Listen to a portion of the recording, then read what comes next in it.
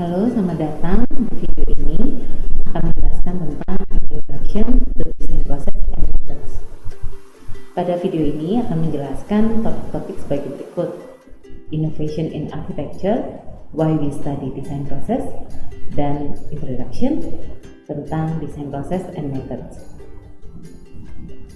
Mengawali semuanya adalah inovasi. Inovasi sendiri adalah yang melatar belakangi munculnya berbagai macam kemajuan di bidang arsitektur. Inovasi sendiri bila diterjemahkan kata-katanya adalah introduction of something new, baik itu dalam bentuk ide baru, metode baru, maupun peralatan baru. Inovasi dalam arsitektur sudah banyak buktinya dalam perkembangan sejarah arsitektur, mulai dari pengembangan ide baru, metode baru, material dan proses konstruksi yang menimbulkan tipologi bangunan yang baru dan juga metode konstruksi yang baru. Salah satu contoh inovasi pada bidang arsitektur adalah munculnya gaya arsitektur gotik. Gaya arsitektur gotik sendiri muncul karena adanya inovasi pada bentuk struktur. Adanya pointed arches, brick vaulting, dan flying buttresses memungkinkan bangunan dapat mencapai bentang yang lebih luas dan bangunan yang lebih tinggi. Pada masa itu, semakin tinggi menara bangunan, maka semakin mendekati gaya gotik yang diinginkan. Contoh yang kedua adalah munculnya international style. International style sendiri merupakan salah satu contoh dari inovasi pada sistem fasad dan penggunaan material kaca, dan juga sistem mekanikal yang ada dalam bangunan. Sebagai contoh, Villa Savoye dan Pavilion Barcelona yang ada di sebelah kiri. Nah, pada tahun 1945 dan berikutnya muncul pula gaya international style pada corporate office.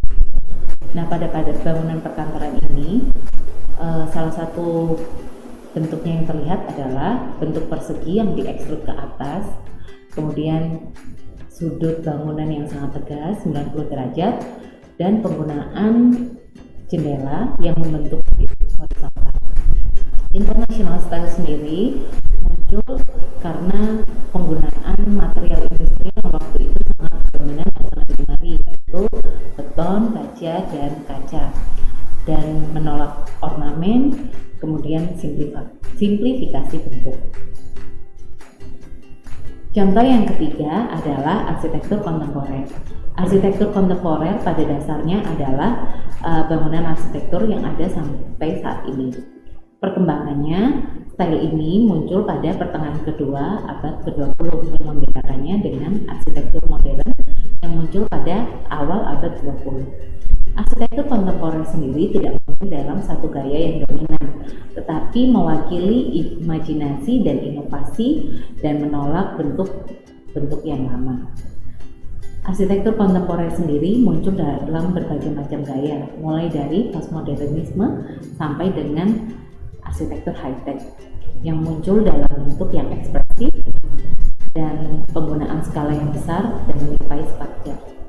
Kunci utama dari arsitektur kontemporer sendiri adalah inovasi dalam arsitektur, baik itu dalam penggunaan teknologi dan material baru, kemajuan pada sistem bangunan, penggunaan sistem komputasi digital untuk arsitektur yang semakin meluas, dan juga praktek dan metode arsitektur yang baru berkontribusi dalam perkembangan arsitektur kontemporer. Kenapa kita harus berinovasi dalam desain arsitektur? Dengan adanya inovasi memungkinkan munculnya ide-ide baru. Ide-ide baru juga memungkinkan munculnya permintaan pasar yang baru dan membuka kesempatan yang baru. Inovasi diharapkan juga dapat meningkatkan kreativitas dan memberikan improvement pada desain proses yang dilakukan oleh seorang arsitek atau desainer interior, yang harapannya dapat meningkatkan produktivitas dan juga performance bisnis dari sebuah firma ataupun konsultan. Inovasi kaitannya sangat erat dengan desain proses. Dengan mengetahui desain proses, kita dapat tahu apa saja yang harus dilakukan untuk menghasilkan inovasi tersebut. Nah, di sini teman-teman akan belajar tentang desain proses. Kenapa sangat penting? Karena desain proses ini nanti akan menentukan kualitas dari desain kita. Dengan mengerti dan memahami apa yang kita lakukan, mendapatkan inspirasi dan mengimprove desain proses kita, diharapkan dapat meningkatkan kualitas rancangan kita juga. Istilah desain proses sendiri ini banyak sekali literatur dan referensinya. Beberapa ini saya masukkan di sini untuk membantu teman-teman memahami definisi dari desain proses sendiri. Ini salah satu yang saya ambil dari Krenna and Parshall yang dikembangkan dari tahun 1969.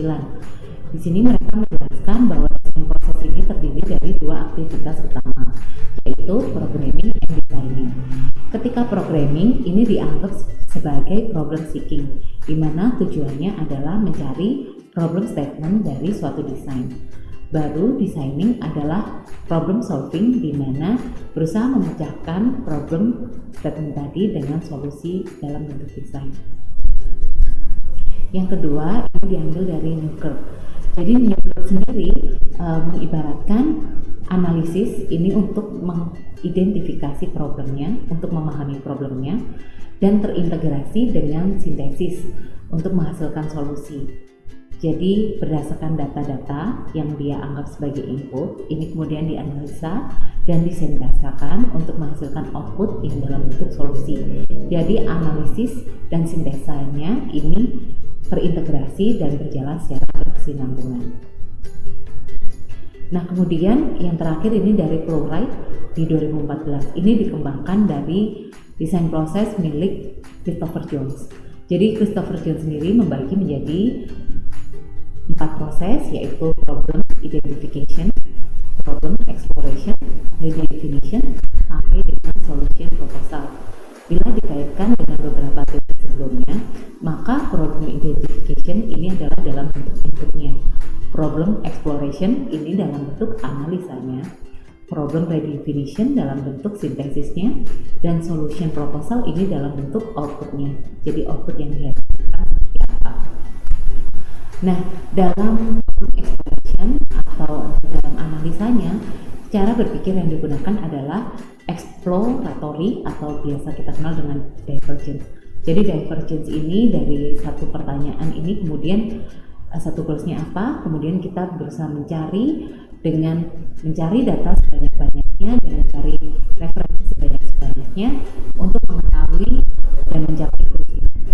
Sedangkan ketika menghasilkan solusi, maka proses berpikir yang digunakan adalah evaluatif atau convergence, di mana convergence ini dari semua data yang ada yang telah dianalisa dan disintesakan, kemudian disimpulkan apa solusi yang paling tepat untuk menjawab problem tersebut. Dan attitude dari semua desain proses ini adalah perlunya keinginan untuk problem solving, memecahkan masalah dari problem statement tadi. Nah, ini ada beberapa istilah yang mungkin kadang kita sering terbalik-balik, yaitu desain proses dan desain methods. Jadi ini dijelaskan bahwa desain proses sendiri definisinya adalah creative problem solving yang melalui serangkaian langkah atau sequence aktivitas yang dilakukan. Sedangkan desain metode sendiri adalah prosedur, teknik, maupun peralatan yang digunakan untuk mendesain. Jadi ketika tadi kita bicara tentang identifikasi problem, analisa, sintesa, sampai menghasilkan solusi, ini masuk ke dalam desain prosesnya. Sedangkan metode itu nanti kita bicara tentang misalkan metode dalam problem stitching, atau biasa dikenal juga dengan programming, atau ketika dalam ideasi dan mencari solusi desain, metodenya metode problem solving atau form generation-nya itu seperti apa. Nah, kedua metode ini yang akan kita bahas lebih detail di beberapa video berikutnya. Terima kasih, semoga video ini sampai jumpa di video